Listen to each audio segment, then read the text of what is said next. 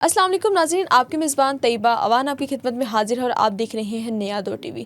वो वक्त कुछ और हुआ करता था जब वालिदैन बेटियों को रुखसत करते हुए कहा करते थे कि इस घर से तुम्हारी डोली उठ रही है और अगले घर से तुम्हारा जनाजा आना चाहिए। लेकिन अगर रिसेंट की बात करें 2026 की, तो अपनी बेटियों को रुखसत करते हुए ये बताया करें कि हम तुम्हें एक इंसान के साथ रुखसत कर रहे हैं, अगर जानवर निकला है तो अपने घर वापस लौट आना, क्योंकि हमें एक तलाक याफ्ता बेटी बहुत बेहतर है एक मरी हुई बेटी से।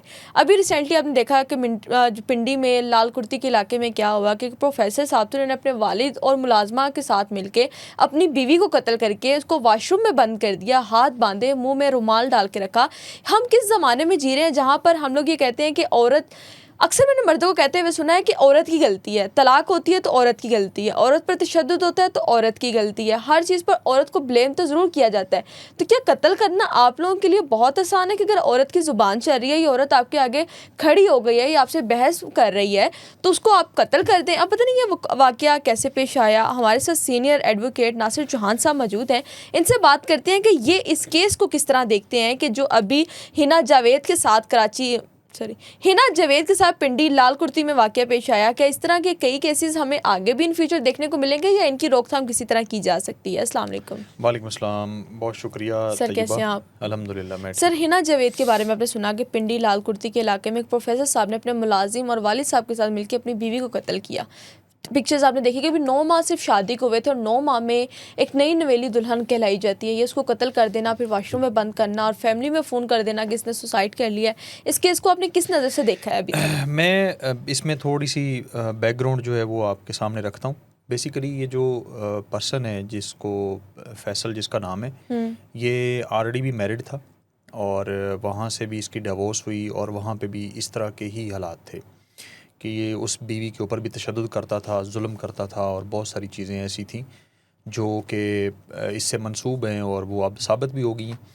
और उसके अलावा एक सोशल मीडिया पे और बल्कि मेन मीडिया के ऊपर भी मैंने अभी देखा है कि उसका एक लेक्चर देते हुए अपने स्टूडेंट्स के साथ भी मुकालमा है कि वो बच्चों को ये कह रहा है कि अगर बीवी को कत्ल कर दिया जाए तो फिर क्या होगा।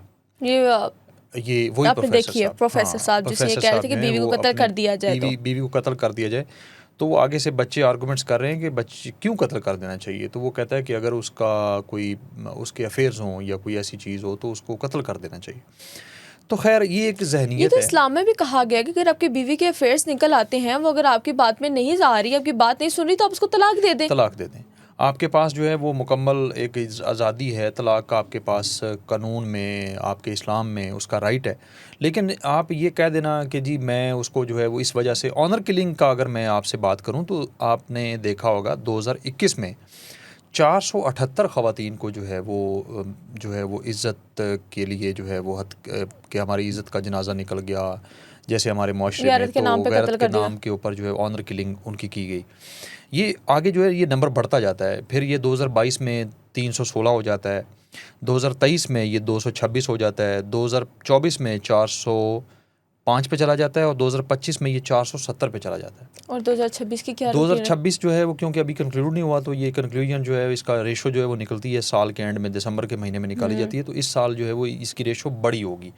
अब इस केस के ऊपर स्पेसिफिक अगर आप बात करें, देखिए हम तकरीबन पिछले 5 से 6 सालों में हम लोग तकरीबन 300, 200, 250 इस तरह के केसेस देख रहे हैं, तो इनकी रोकथाम क्यों नहीं हो रही है अभी इसकी तक? रोकथाम, हालांकि इसके ऊपर जो है वो ऑनर किलिंग एक्ट बाकायदा मौजूद है, लेकिन उसके बाद उसकी इम्प्लीमेंटेशन नहीं है। सबसे बड़ी रीज़न इसमें जो है वो जो लोग कल्प्रेट्स इसमें बच जाते हैं उसकी रीज़न है एक, उसकी रीज़न ये है कि जैसे इस केस में हुआ, अब इसमें जो कंप्लेनेंट बना है वो फहद बना है जो कि मकतूला का जो है वो भाई है सगा। अब होगा क्या कि आगे चल के इनकी सुलह सफाई हो जाएगी, कोई इस मामला सेटल हो जाएंगे, कुछ ले दे के जो है वो दियत दे दी जाएगी या भाई को कोई नौकरी दिलवा दी जाएगी या भाई को बाहर भेज दिया जाएगा। इस तरह की जो चीज़ें होती हैं इसमें आके फिर वो लोग माफ़ कर देते हैं और माफ़ करने के बाद फिर ऐसे लोगों के हौसले बढ़ जाते हैं। इनको अन्य हाथों से निपटना चाहिए और ऐसे केस में ये नॉन कंपाउंडेबल होना चाहिए, ये ना काबिल सुलह जो है वो इसको केस को बनाना चाहिए। उसकी रीज़न ये है कि जब ये चीज़ें आप करते हैं, जो लोग करते हैं, वो फिर सुलह हो जाती है, वो पैसे लेके माफ़ करवा लेते हैं, वो बच जाते हैं उनकी जानें, फिर उनको जो है वो सज़ाएँ होती नहीं, तो उसके बाद ये चीज़ें इस तरह की मुआशरे में बढ़ती हैं और ये आगे जो है वो लोगों के और हौसले भी बढ़ते हैं। तो इसलिए कानून इसमें बदलना चाहिए, इसके ऊपर जो है वो एक सख्त से सख्त कानून आना चाहिए कि आपने जो है वो इसके ऊपर सुलह नहीं कर सकते, पार्टीज़ सुलह नहीं कर सकती। और इसमें मोस्टली एक और फैक्टर है, इसमें मोस्टली ये होता है कि ससुराल वाले खुद मारते हैं और वो खुद ही मुद्दई बन जाते हैं, वो खुद ही गवाह बन जाते हैं, केस तो वहाँ पे सारा ख़राब हो जाता है। तो इसलिए स्टेट को ये चाहिए कि जब भी कोई ऐसा वाक़या हो तो स्टेट मुद्दई बने उसकी, ताकि स्टेट को कोई प्रेशराइज़ ना कर सके, कोई डरा ना सके, और स्टेट को कोई बंदा पैसे दे के ख़रीद भी ना सके। सर अगर हम अब बात करें, हिना की 45 इयर्स एज बताई जाती है, क्या हिना की पहले भी शादी हुई थी कि 9 माह तो अभी इसकी इस शादी को हुए थे? हिना की शादी के हवाले से तो ऐसी इन्फॉर्मेशन फ़िलहाल मीडिया के ऊपर नहीं आई, लेकिन जो फैसल है उसकी शादी के ऊपर वो आई है कि उसकी शादी पहले थी और 9 माह हुए हैं। और इसके बाद जो है वो अभी मुलज़म जो इसके साथ मुलाज़म था उसने अपना बयान रिकॉर्ड करवा दिया कोर्ट में, और उसने ये बयान दिया है कि जी इन्होंने ये सारा कुछ किया है और इन्होंने जो है वो मुझे बुला के उसके हाथ बांधे हैं, फिर इसको जो है वो हम मर्डर किया। फिर मर्डर करने के बाद आपने उसका पोस्टमार्टम रिपोर्ट नज़र से गुजरी होगी आपके, अब मैं आपको उसको एलेबरेट कर देता हूँ। उसकी जो है वो जो गर्दन की हड्डी है वो टूटी हुई है, और गर्दन की हड्डी जिसको हम मनका कहते हैं ये बहुत शार्प होती है। इसको अगर आप रस्से से या कुछ भी किसी भी तरीके से जब आप इसको झटका देते हैं तो ये टूट जाती है। तो उसको जो है वो उसकी गर्दन की हड्डी तोड़ के उसके बाद उसकी पसलियों के ऊपर जो है वो निशान है ज़ख्मों के, कोले जो हैं उसके ऊपर निशान है, और दिल जो है उसके आसपास बहुत ज़्यादा ब्लड जो है वो इकट्ठा हुआ है। मतलब अब तशद्दुद किया गया, तशद्दुद कर करके वो मुलाज़म ने तो स्टेटमेंट दे दी है कि जी हमने वाकई कत्ल किया है, और इसने जो है वो उसने वहाँ से इनकी आपस में हाथापाई हुई है, मुँह मारी हुई है। उसके बाद इसने मुझे बुलाया, फिर हमने उसको मारा है, फिर इसका बाप आया, हम तीनों ने मिलकर उसको मार के फिर हमने ड्रामा रचाया वॉशरूम में बंद करके, फिर घर वालों को कॉल की कि जी इमरजेंसी हो गई है। बाद में ये ड्रामा रचाया, उसके गले में रस्सी बांध के, तार का टुकड़ा बांध के कि जी उसने खुदकशी की है। उसके हाथ पीछे बांधे हुए थे, और वही जो रस्सी है वो वॉशरूम के जो वो होता है शावर होता है उसके साथ बांध दी गई। तो ये बड़ी भयानक चीज़ें हैं, और इसके ऊपर सख्त से सख्त सज़ा देनी चाहिए स्टेट को। इन लोगों को इनके लिए स्पीडी कोर्ट्स बननी चाहिए, जिनका ट्रायल जो है वो 1 महीने के अंदर अंदर कंक्लूड होकर इनको सज़ा देनी चाहिए, और ये निशान इबरत बनने चाहिए लोग।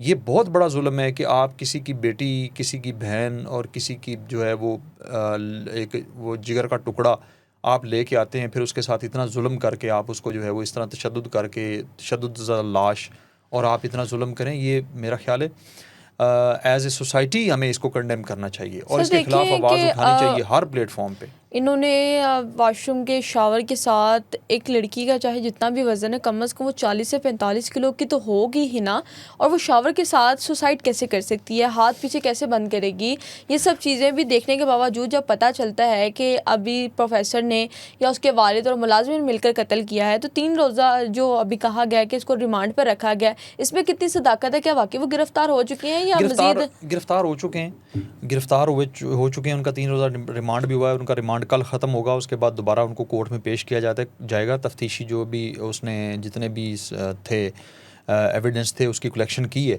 एविडेंस उसका मैंने देखी है, पढ़ी है, मीडिया पे भी आई हुई है कि उसके ऊपर वो रस्सी उसने बरामद की है, जिस जगह डंडे से वो मारते रहे हैं, जिस रॉड से मारते रहे हैं वो उन्होंने बरामद की है।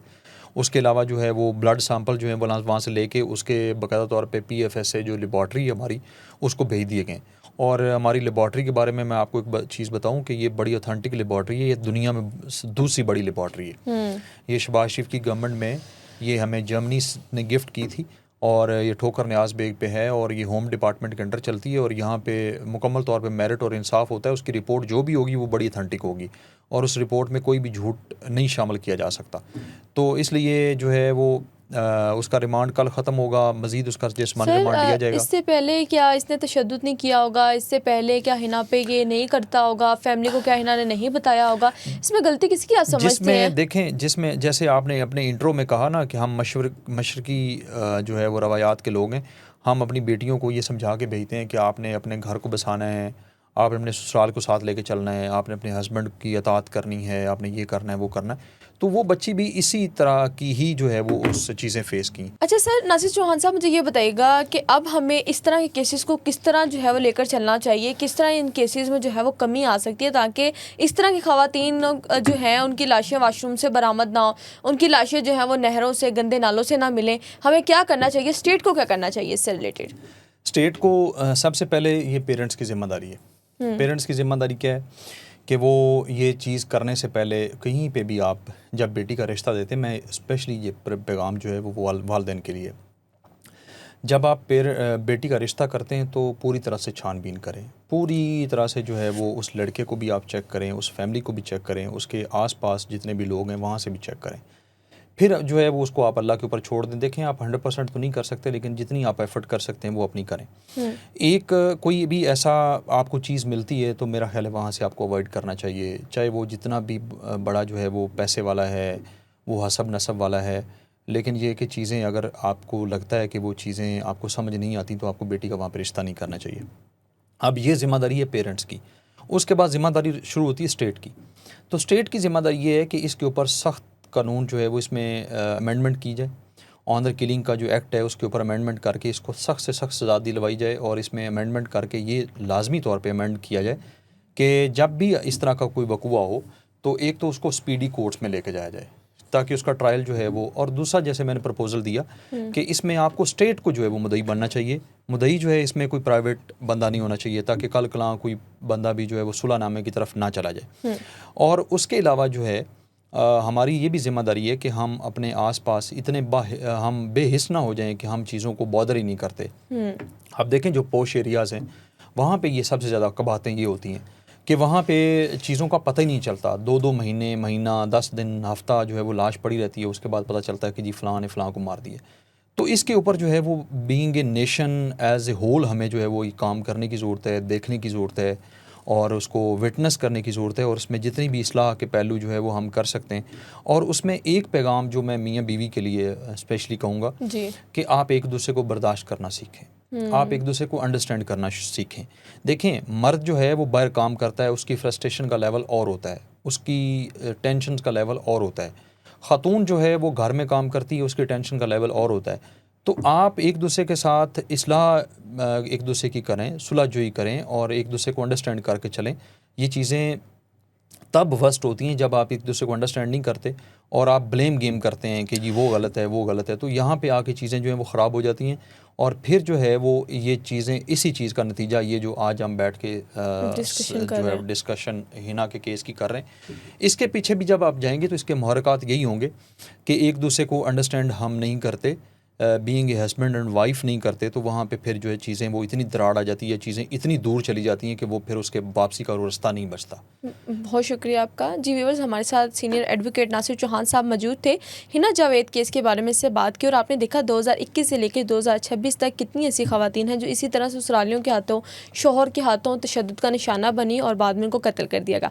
व्यूअर्स, आप लोग इस बारे में क्या राय है लाजमी कमेंट सेक्शन में बताइएगा, और वालिदैन से ये गुजारिश है कि वो अपने बच्चों को, अपनी बेटियों को रुखसत करते हुए ये ज़रूर बताएं कि तुम्हें इंसान के साथ भेज रहे हैं, जानवर निकल आए तो वापस आ जाना। और अपने बेटों को भी ये तरबियत दें कि एक बेटी जब आप उसको रुखसत करके लेके आते हैं तो वो अपना सब कुछ छोड़ कर आती है, और आप उससे एक्सपेक्टेशंस रख रहे होते हैं कि जी आपके मुताबिक चले, हर चीज़ आपके मुताबिक हो, तो उसको थोड़ा सा एडजस्ट होने दिया करें, थोड़ा सा टाइम दिया करें, अंडरस्टैंड किया करें, ताकि आप दोनों एक दूसरे के साथ अच्छी ज़िंदगी गुजार सकें। क्योंकि अगर आपकी उम्र 20-25 साल या 30 साल है तो आपके 4, 5 या 6 माह की शादी आपको अंडरस्टैंड करने की इजाज़त नहीं देती। इसलिए जो भी राय है आपकी लाजमी कमेंट सेक्शन में बताएं।